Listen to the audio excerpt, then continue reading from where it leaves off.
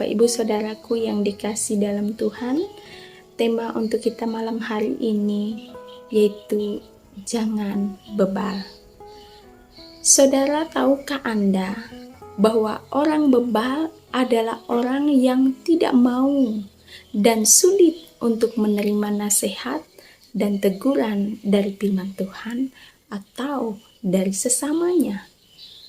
Orang yang bebal adalah orang yang selalu merasa diri sebagai orang yang benar dan tidak pernah melakukan suatu kesalahan.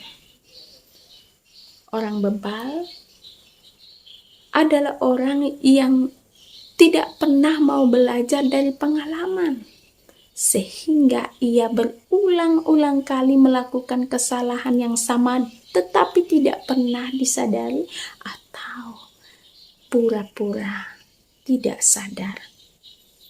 Bapak Ibu Saudara, sikap bebal ini ditunjukkan oleh bangsa Israel.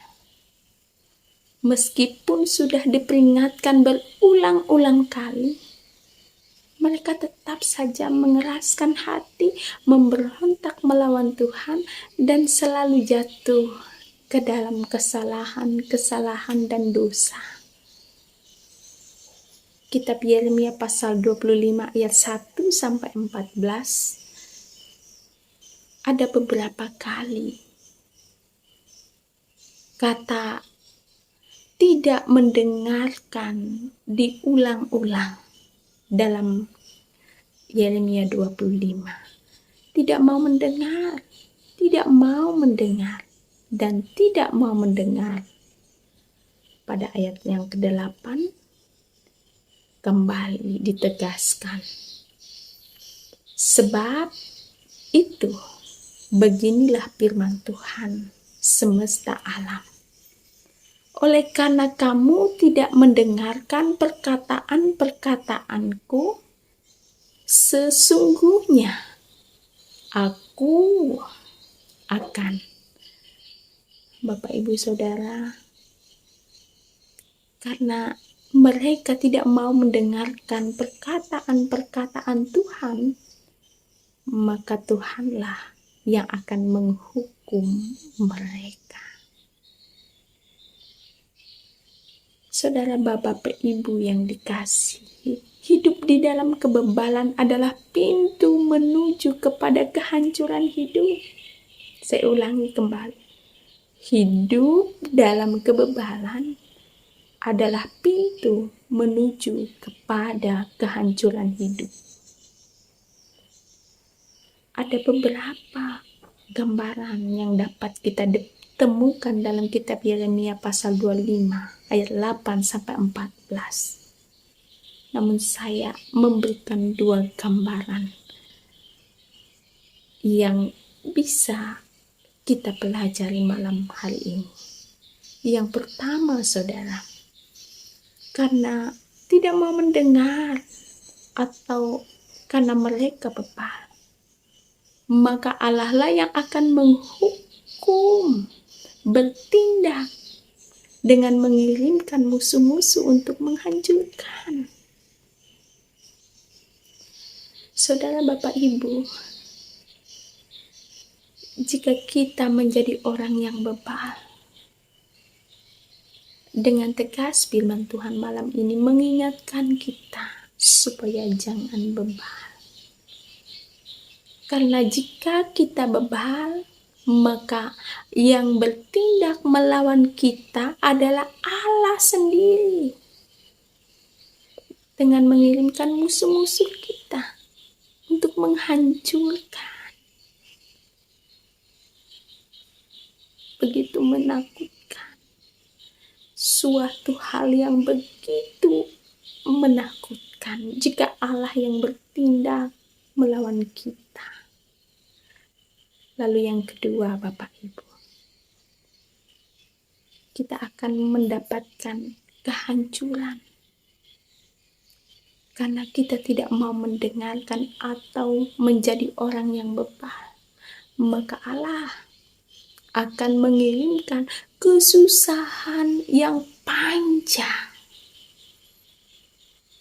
dalam gambaran firman Tuhan hari ini, Ia akan mengirimkan ketandusan untuk selama-lamanya. Dan kita bisa membaca berapa tahun mereka dibuang ke Babel. 70 tahun lamanya, Bapak Ibu. Bayangkan. Ini adalah sebuah gambaran kesusahan yang begitu panjang, bahkan sampai seumur hidup kita. Jika kita menjadi orang bebal, maka kita akan merasakan hal yang begitu mengerikan, menakutkan. Bapak Ibu Saudara, bukankah kesusahan adalah sesuatu yang paling ditakut-takuti dan dihindari oleh manusia di dunia ini? Oleh sebab itu, Bapak Ibu, jangan bebal. Jangan kita menjadi orang bebal. Segeralah kita bertobat. Mari Bapak Ibu, lewat firman malam hari ini, kita diajak, kita diingatkan, supaya kita jangan menjadi orang yang bebal.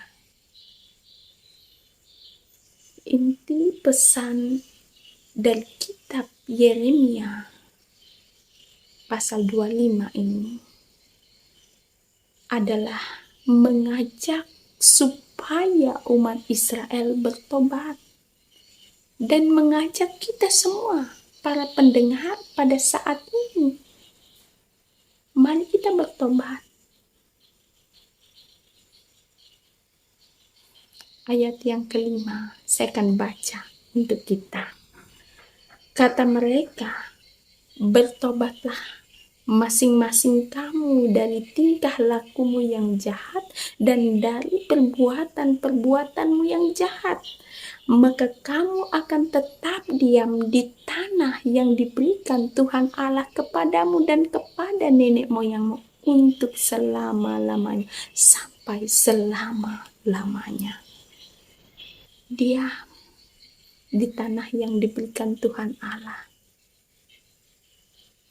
Tanah yang diberikan oleh Tuhan Allah adalah tanah janji, tanah yang berlimpah-limpah susu dan madunya, adalah sebuah tanah perjanjian yang penuh dengan berkat dan kesukacitaan, penuh dengan penyertaan.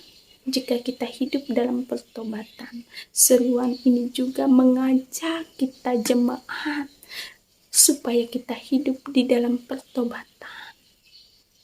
Maka janji itu, tanah yang akan diberikan Tuhan kepada umat Israel, juga menjadi bagian kita, menjadi milik kita, yang mau mendengar, yang mau melakukan. Tuhan Yesus memampukan dan memberkati kita. Amin. Mari kita berdoa. Tuhan, mampukan kami untuk dapat melakukan sabda-Mu, karena kami percaya bahwa hanya kuasa Roh Kudus-Mu lah yang mampu menggerakkan hati kami yang bebal, supaya kami jangan menjadi jemaat-Mu yang bebal. Kami dapat hidup dalam pertobatan. Tolong mampukan kami ya Tuhan, dalam Kristus Yesus Tuhan dan Juru Selamat kami. Amin. Salam.